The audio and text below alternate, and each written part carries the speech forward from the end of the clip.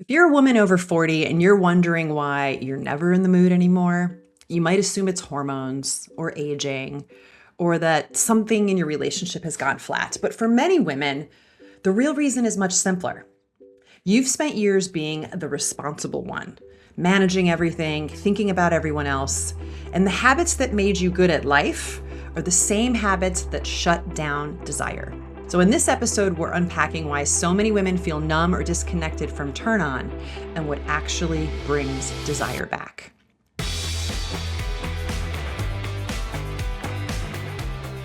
So, Barbara, a lot of women over 40 say some version of the same thing. Like, I just don't feel turned on anymore. Now, when women say that, what do they actually mean? Yeah, they're not turned on anymore because they're not turned Quite on by literally. what do they mean? Like, what do they mean? They're like, "I am the project manager of the house Mhm. 24/7. I'm in constant control of everything." So when you are managing everything in your brain, Yeah. um, you're like and also the project manager of your husband's life, your partner's life, your Yep. children's life, that kills your erotic life force energy, so it's, like, by definition, turned off, like, you're Yep. turned off. Yeah. And then I see these patterns that repeat over and over. Like, if you're basically, if you're remembering birthdays and you're managing schedules and you're like anticipating everyone's needs, it's really hard to feel turned on and like, it's alive impossible. when your mind's just running logistics all the time. That's like survival mode. Yeah. The world is structured and the patriarchy is structured to make us feel turned off. Yeah. It is an up at dawn daily siege for a woman. I'm like, "This is like a fucking Jerry Maguire moment. I want you to No, you're listen." right. You're right. I don't mean to laugh. It's funny because it's like so true. Keep going. It Yeah. is like, what because as someone who knows what it's like to be turned off, by being a mom, like a project manager of everyone's life, of all the clients' lives, of my business, of my partner's business, I don't even have children, but project manager, family, all of like being like the CEO. I was like the CEO of everyone's life Yeah. Yeah. and Totally. taking on that extra control. And like, why do we do that? Hyper vigilance because we don't feel safe. So we think we need to control everything for everyone. And we take on that role. No one, and this is a hard one to hear, no one's asked you to do that. But you become addicted to it. It's an Yeah. addiction. And it's like, I need to be here. I need to be there. No, you don't. You That's don't. true. You need to Yeah. fucking relax. That's what you need to do. You need to Yeah. relax and go stroke your pussy. But when you are in that place, that seems completely like out of the box. Like, I'm gonna go stroke my pussy when I have to take the kids to soccer, then pick them up. I can't trust my husband to go do like a lot of women also, they're like, don't trust their partners to like be the dad.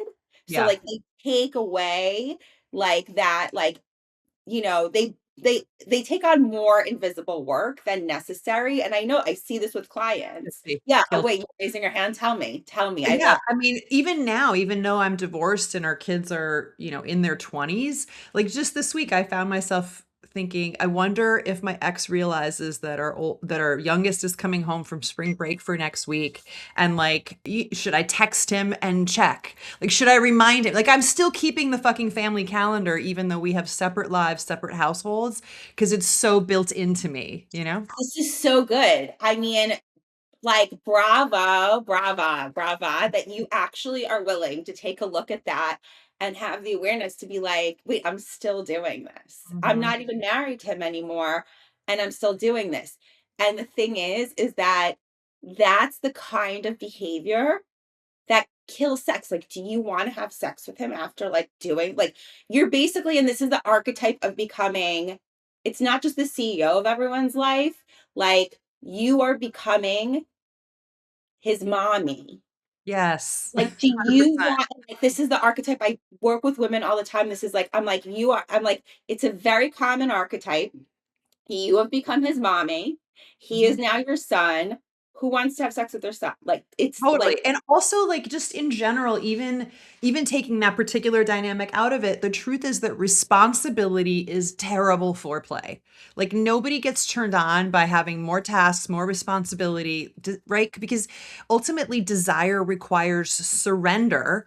Control requires vigilance. And so many women are used to living in vigilance, and that shift becomes really hard to make. They it can't kind of becomes coexist. yeah, it's really hard to, it really does become hard because the thing is that I don't like to think of it as that because I think of responsibility as like the power to create your own reality. So Mhm. it's like in that, and this is like the whole matrix shift. This is why I'm like, come to the sensual sisterhood. Because if you're working with us, if you're working with me, like constantly, and like one of the things I say to clients is everything between sex is foreplay. If Mhm. you're living in the sensual sisterhood world, I can show you how to get your man, your husband to take out the garbage and make it sexy and hot, where Yes. you're gonna get turned on, right? Mhm. So it's not like we're gonna kill the responsibility. It's not like don't take the kids to soccer Mhm. or don't not take out the garbage. That's like I don't want people to walk away thinking like stop doing the responsibility and go have sex. No, no, no, no. This is about mastering and weaving it in where you are now like, look at my man taking out that garbage. Yes. Much different vibe. Fuck, Absolutely. wow, I didn't realize how sexy he is. Like, instead of being like, "Ah, did you take out the garbage?" Yeah. Like, Totally. Yep. checklist thing, like that you have to do. And it's like, that's the difference. Like, but it's very challenging if you're used to like being the CEO, like, okay, did he take out the garbage? He didn't fucking do it. You're watching the game Totally. again. Like, And and I'll add to that, what happens then is sex becomes another task on the CEO's checklist where she's exactly. like, And you're "Okay, not I haven't fucked him in 2 weeks. It's time." But that does not feel turned on to me. That does not like that's when touch, connection with your partner becomes neutral at best instead of electric and orgasmic. That's when your body starts to feel like muted or numb and pleasure feels distant, and it's because of that survival mode. So let's talk for a minute about what happens actually in the nervous system when we live like that for a while, because I think that will unpack the pattern and demystify the like, oh, it's aging, oh, it's hormones. No, no, no. It's you've trained your nervous system to live in survival, and here's what actually happens. So, from like a neurobiological perspective, when we're living in stress mode, your nervous system produces cortisol, which is a hormone that like increases your heart rate and your blood pressure and all those things. It makes you more hypervigilant. It narrows your attention, and basically it tells your body we need to prioritize problem solving, not pleasure, right? Because desire is not necessary at the moment for survival. It actually is, but you can survive for a long time without fueling that. So it gets deprioritized. And then we start living from the neck up. And this is a thing I know you're going to riff on, because living from the neck up is what most women are rewarded for, right? Because that means we're competent, we're efficient, we're productive, right? All cognitive skills. But desire doesn't live up here. Desire lives in sensation, in breath, in movement, in presence. So when life is purely mental, that central layer just offline, right? mhm. I mean, absolutely. Yeah, I mean, it goes back to what I was saying before of like, it's an epic dawn siege. The world, the paradigm that we are born into Yeah. and all live in, literally everything about today. You turn on the news. Do you watch the news and feel like, damn, I just want to go and have sex? No, you don't. No, you don't. You No. want to, you're scared and like, you want to hide. And like the news cycle now is 24 hours a day. You literally could always sit at home and just watch the news all day and totally fucking freak yourself out, and like, that's the crazy thing. It's like if you look at what there's like how the world is structured to support us, it's not. It's not supporting women. It's not supporting. I say mothers aren't held right now. And if they were, our pleasure would be held because our pleasure is actually what raises the consciousness. So that's like another talk for another day. Yeah. But the world is structured to keep you in fear and not feeling good enough and constant disapproval of yourself, so Mhm. that you're trying to, it's like the vicious cycle of like you're in constant disapproval of yourself, but you're like want to get it right, so then you're like in perfectionist mode, so you're doing project manager, CEO of the family, Yep. like the Can't help partner, the yourself. this, the Oh, that. yeah. And Yeah. it's like, then you're like, I'm so fucking, you're exhausted. You know, exhaustion itself. Like, if you're exhausted, you're not going to be turned on. Like, if I don't get enough sleep, I'm like, I'm not turned on. Yeah, Like, I mean, you don't it's as simple as know. like your phone or whatever. Like once your battery's down, like you Yeah. can't fucking use Exactly. that. It's not going to do the things that it's supposed to do. Same is true for us. And I love that you mentioned how cultural conditioning really is reinforcing it, because in addition to women being taught that we're supposed to be responsible and accommodating and take care of everyone else, on top of that, pleasure has been framed as indulgent, selfish, secondary, like not a priority. So what happens is over time, and this absolutely is what happened to me and led to my like moment of truth that led me here, is responsibility expands so much that pleasure shrinks so much that you just become turned off. Right. That's And a so really let's talk about what happens when like how someone who's listening to this or watching this, if they recognize themselves in this, like where do they begin? How does desire actually return? What brings it back? I mean, you got to get back to the body. Desire, like, you got to get back to the body. You got to, like, actually, I honestly, it's like, if I had to say what brings back desire, it's like you got to ask yourself, what do I want? And you might not know. And you have to be okay with that. And like, that's where you come and get support. You know, that's where you come to things like the sensual sisterhood. You might not know because desire has been so offline. But that's not to say like, oh, I don't have desire, so I'm not going to trust this. It's really about allowing yourself to just create time and space to be with yourself and Yeah. like really sit with, what do I desire, and start with little things like, do I desire coffee or tea in the morning? You know, Mhm. am I having coffee because like that's what's the easy thing to do? Like, start with small little desires, right? Because that's going to lead you to bigger, more erotic desires, because quite frankly, coffee is an erotic desire. You might not look at it that way, but it is, because it turns on the senses, right? Because what is like pleasure anyway? It's about senses. It's a sensory experience. Yeah. So it's all tied together. It's all biology. And it's like when you're numbed out to your senses, that's why you don't have desire. Yeah. So you do, it's there, but it's dormant because you're numbed out to your senses and you're just moving through life as a robot. But you're not, From the neck up. I think that's the big piece right there, right? Like you're not in your body. Yeah. yeah. For me, if someone said to me like, "Okay, where do I begin?" I think through this conversation, I would boil it down to three things. The first is what you were talking about before, which is like reduce the constant control, right? Like instead of constantly managing everything, like where can you let go a little bit? Not abandoning responsibility, not being like fuck it, but how can you create a little more space for sensual experience, whether that's taking a bath or just taking a minute after you shower when you normally would be putting on lotion, to do that in a way that is slow and intentional and mindful and truly pleasurable, right? So somehow creating a little bit more time that's not about controlling, managing, being the project manager, but just fucking feeling things.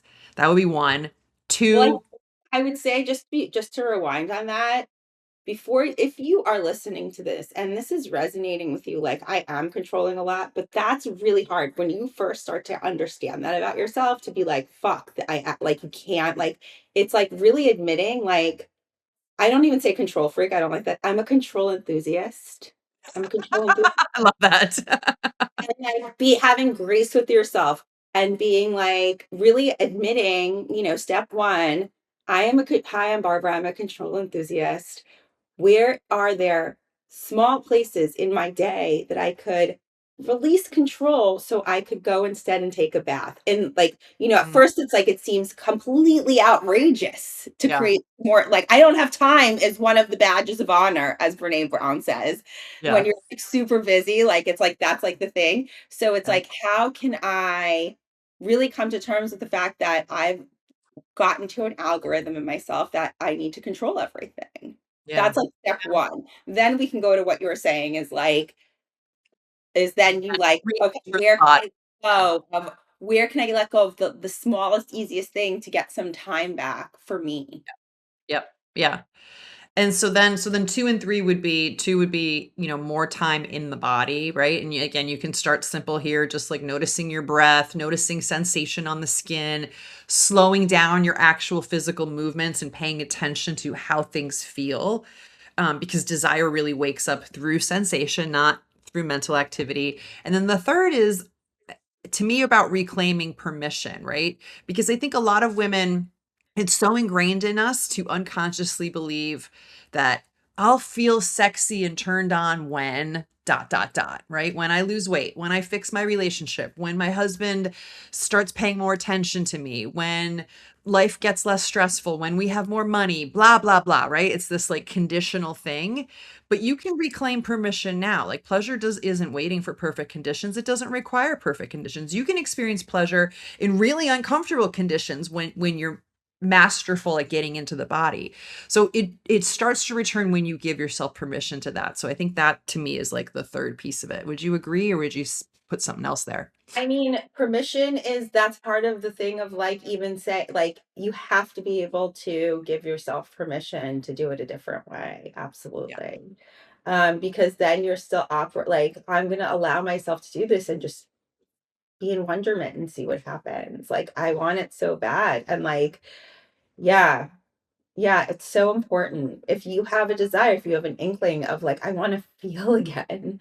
Yeah. I don't because the truth is that I just remember when I was like that, I didn't like myself. Yes. It really Yeah. becomes a question of like, do you really not want to like yourself? I know. And sometimes we're not even fully aware of how big a role that plays, but yeah, absolutely. Like, Yeah. I don't like the way that I'm showing up. I don't like the way that I'm feeling. Nothing was congruent except for the fact that, like, I didn't like it and I was aware of it. It's like, I don't like being this controlling, but I felt like I couldn't stop. Like, Yeah. I just, like, I couldn't. That's why I'm like, like, what helped me was like being like, okay, I'm a control enthusiast. I'm I love enthusiastic that. thing I'm gonna because use that with clients from now on. it has the control freak has like a negative connotation, and it's like that's what we're not trying to do. We're not trying to make the control wrong. We're just trying to be like, you're filling that time with controlling shit because you were never taught that you could actually play and have fun. Yeah. Yeah. So it's really going from being overly toxic masculine, the hyper Yes. masculine, to softening into your feminine flow. And the thing that women tell me, I want to be more feminine, I want to be more feminine. You can't get there from being the project manager of everyone's life. It is Yeah. not available for you. That is not the thing. You've got to like really be able to do less. That's the mind fuck of like, wait, do less? Yeah. You want to receive more? Do less. Yes. Yes. It's such a shift in how you view the world, but once you make that shift, like you can't you're not gonna go back. It's too good on this side, I swear. You're good. Speaking of which, if you're listening to this conversation, you're watching this video, and this is resonating with you, and you're like, yes, I want to come over to that side. The best place to keep exploring this is inside the Sensual Sisterhood, which we've mentioned a few times. The link is below if you want to check it out. It's a community where women practice reconnecting with their bodies, with their pleasure, and with their aliveness. So come join us. It's free. It's a great way to keep this going. And so just to sum up today's episode and kind of land this plane, um, my thoughts are that bottom line, many women think that they lost their desire, but the truth is desire doesn't really disappear. It just doesn't have space. They've lost sensation. They've lost permission. They've lost space for it. And so when those return, space, sensation, and permission, so does turn on. Would you agree? Would you wrap that up a different way, Barb? Yeah, no, I totally agree. I think that I think one of the misconceptions, and I think that the most important thing that we're trying to get across is that your libido is not what you think it is. The Yes. pleasure is still alive, and the pleasure is still there, and your ability to have expansive, like, extended orgasm is there, but you gotta try it this way. And if you're not willing to try it this way, you're never gonna know. Like, unless you show me evidence otherwise, I know for myself, I know from working with hundreds of women at this point, like, we've just been like, it's just, this is the way. This is the way. If you want to actually, your libido is still there. It's like I call it, it's just you're offline. Yeah, You're that's it. offline. And it's Yeah. just like you want to go back online, this is what you do. Like we Yeah. have the keys in a sensual sisterhood to get you back online. If you really want to. Exactly. Beautifully said. Thank you. So thanks for being here. Join us next week. Until then, remember, pleasure is not a luxury. It's the way back to yourself.